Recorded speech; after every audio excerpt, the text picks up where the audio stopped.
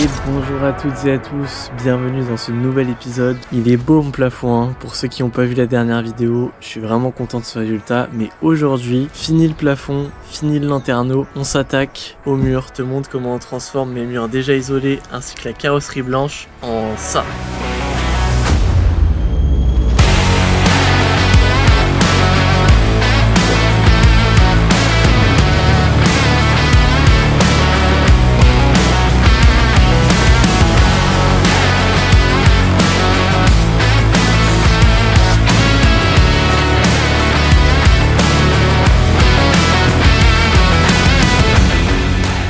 Comme vous pouvez le voir, on a déjà isolé tous les murs, on a aussi mis des petits bouts de tasseau sur tous les montants qui va nous permettre de venir fixer des plaques de contreplaqué. Comment je vais faire mes murs?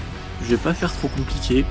Sur tous les montants de la carrosserie, je vais ajouter de la feutrine noire, donc de la feutrine extensible dans les 4 directions, c'est très important. C'est pas facile à trouver comme produit, mais vous avez quelques sites internet qui en vendent, mais en magasin, moi j'ai pas réussi à trouver. Une fois qu'on aura la feutrine sur tous les montants, il restera plus que toutes ces formes là. Je vais venir ajouter l'ancien contreplaqué que j'avais démonté au tout début, qui est dans un assez bon état. Avant il était pas en gris sur la face intérieure, donc moi je vais juste le retourner pour le mettre en couleur bois, et je vais faire toutes les découpes pour que ça rentre parfaitement, et ce sera fixé directement sur les tasseaux. Ça devrait faire des murs plutôt esthétiques, pas trop compliqué à faire parce qu'il y a juste besoin de feutrine, de colle néophrène, de contreplaqué que j'ai déjà et de quelques vis, et ça devrait faire un résultat plutôt pas mal, mais ça tu verras à la fin de cet épisode. Bon, au lieu de danser, je commence par faire les patrons de mes plaques de contreplaqué avec les cartons d'Armaflex que j'ai utilisés avant. C'est assez simple, je viens mesurer mes dimensions des trous, puis je viens ajuster mes patrons avec un ciseau.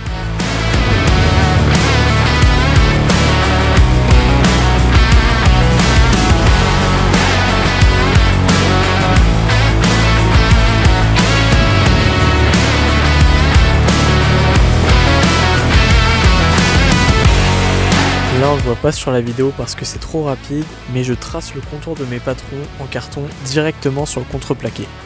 Puis on découpe et on ajuste chaque plaque à la scie sauteuse. Ah oui, et petit tips, pensez à bien découper depuis le côté qui sera caché, parce que vu comment il est fin, le contreplaqué il peut s'écailler très vite. On a déjà coupé une bonne partie des plaques de contreplaqué. C'est pas non plus parfait, il y a toujours des petites imperfections dessus. Mais c'est pas trop grave parce qu'il y a une bonne partie qui sera cachée par les meubles. Maintenant ce que je vais faire, c'est que je vais un peu poncer sur les côtés. On ait vraiment un aspect propre sur toutes les bordures.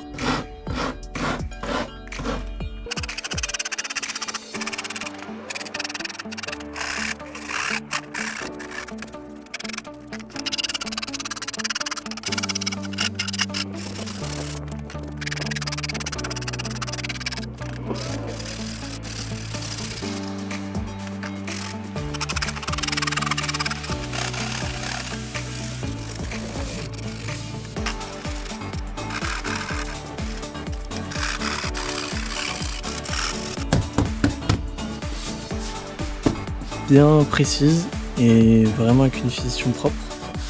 Comme ça rendra vraiment joli avec la feutrine. La deuxième partie des découpes, c'est plus compliqué que prévu. Là avant on avait les 2 plaques de contreplaqué qui étaient à l'arrière, donc sur les portes là-bas. Sauf que le sens des rainures du bois était du haut vers le bas. Et moi sur les autres parties j'ai fait de la droite vers la gauche ou de la gauche vers la droite. Du coup, il faut que ça rentre parfaitement. Là ça fait 20 minutes que j'essaie de trouver et là j'ai trouvé une disposition où tout rentre parfaitement, mais c'est vraiment tout juste quoi. Là il y a juste ce petit bout du coup qui sera pas bon, mais je ferai une petite découpe, ça fera 2 pièces pour une, mais sinon ça rentre tout juste.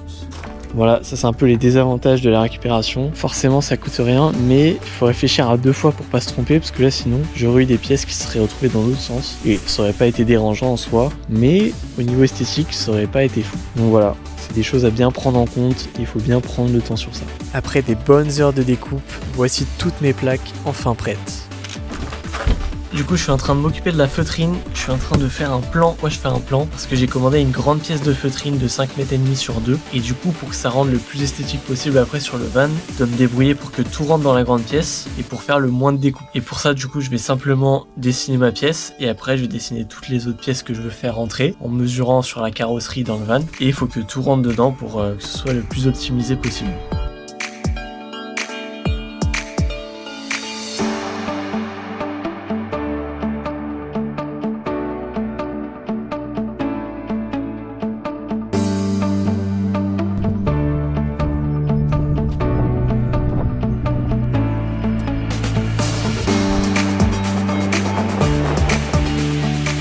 Maintenant que j'ai tout déplié, j'ai plus qu'à retranscrire tout le plan sur l'énorme feutrine qui est derrière moi et après faire toutes les découpes.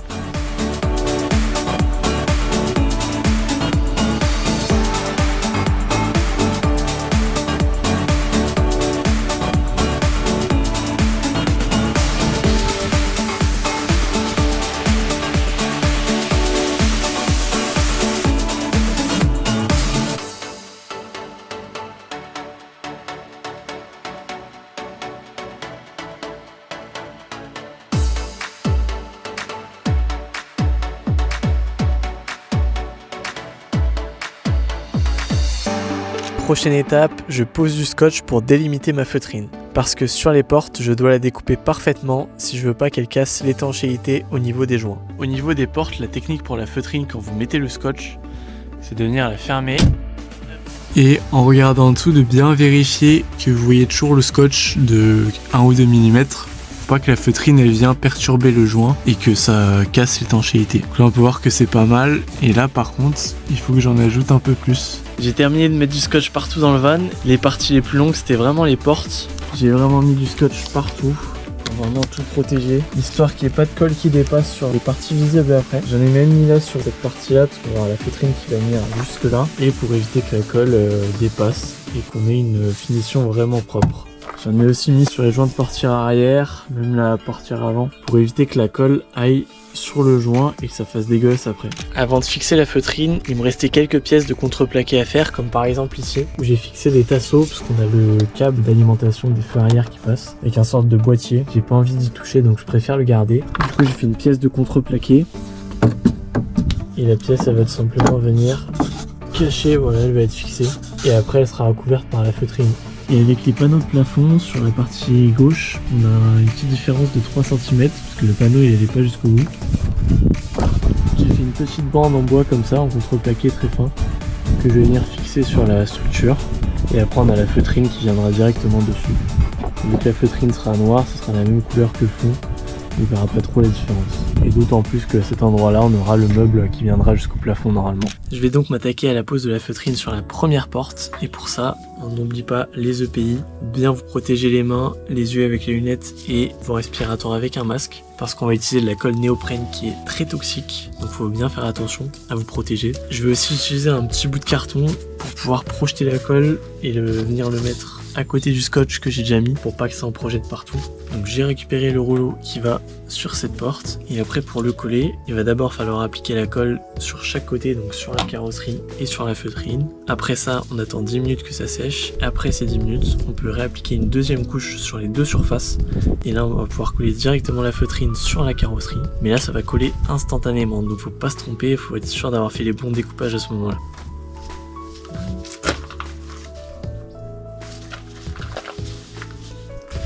On secoue bien avant.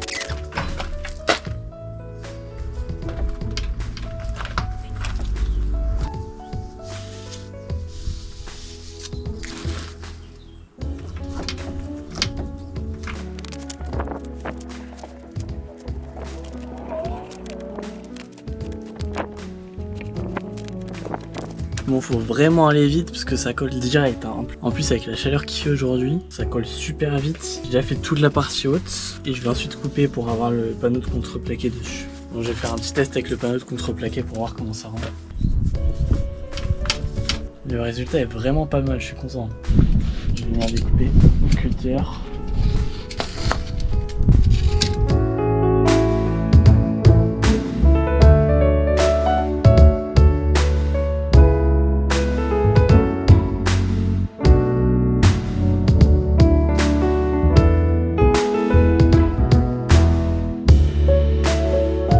Les bords intérieurs ils sont bien propres. Le plus important c'est vraiment de bien coller, de bien tirer pour que ce soit bien au bord. Après les finitions on s'en fout, ça va être caché. Et je vais essayer de commencer les finitions là pour voir comment ça rend au cutter.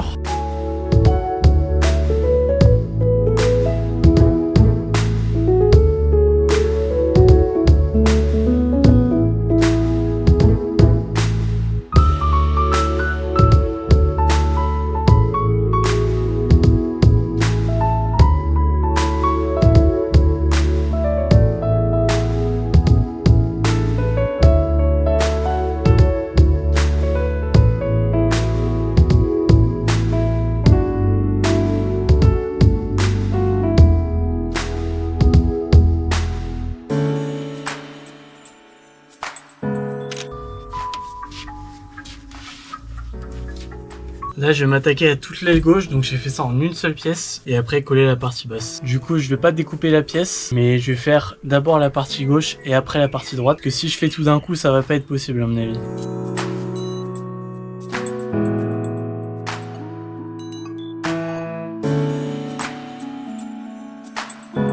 J'ai fini avec la deuxième couche, maintenant il faut vite coller.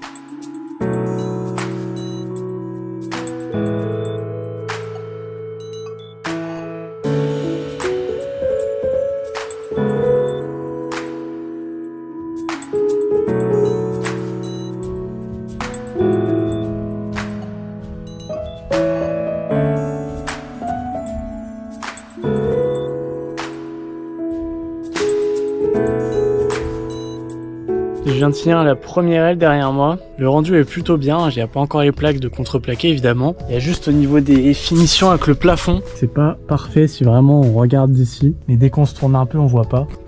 Donc bon, c'est un peu dommage, j'aurais pu un peu plus tirer, mais ça colle tellement vite. Sinon, dans l'ensemble, c'est vraiment bien. Et là, il y avait un trou comme de l'autre côté. Comme ici, là, il y a le trou qui est là, où je savais pas trop comment faire la finition. Bah, au final, j'ai juste mis la feutrine qui vient comme ça, là. Elle est pas collée, elle est juste repliée. Et franchement, à part en bas, là, mais je m'en fiche un peu parce qu'il y aura le meuble qui viendra là. Bon, c'est bien d'avoir fait un côté, mais maintenant, faut passer à l'autre côté derrière. Après, il me restera le cadre de la porte arrière aussi. J'espère que je vais tout finir aujourd'hui.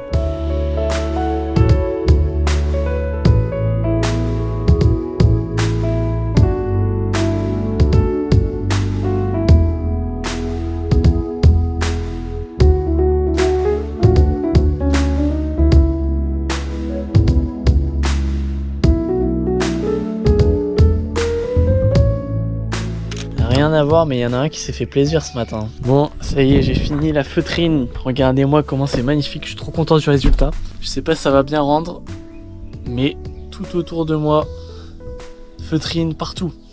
Il n'y a pas un endroit où il n'y a pas de feutrine. Bon, là, il y a tous les trous, du coup, on se dit que c'est moche. Mais vous inquiétez pas, le contreplaqué va arriver. Mais déjà, ça fait un rendu vraiment sympa, j'aime beaucoup.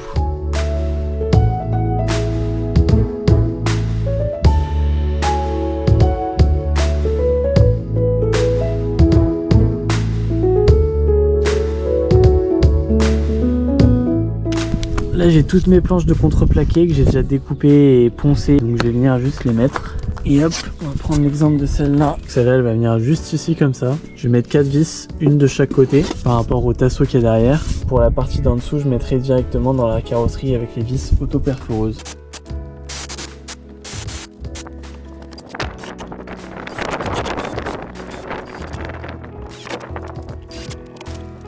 Maintenant, il faut que je fasse ça sur tous les autres panneaux. Et après, on en aura fini pour cette partie du van.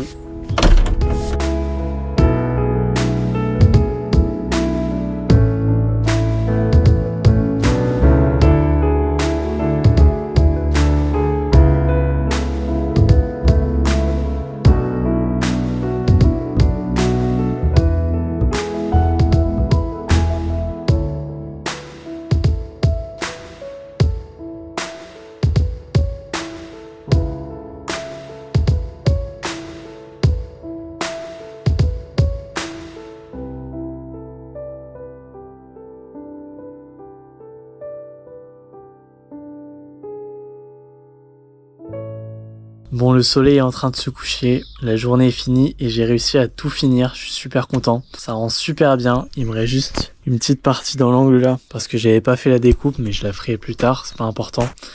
Allez, je passe un petit coup de balai et je vous montre ça.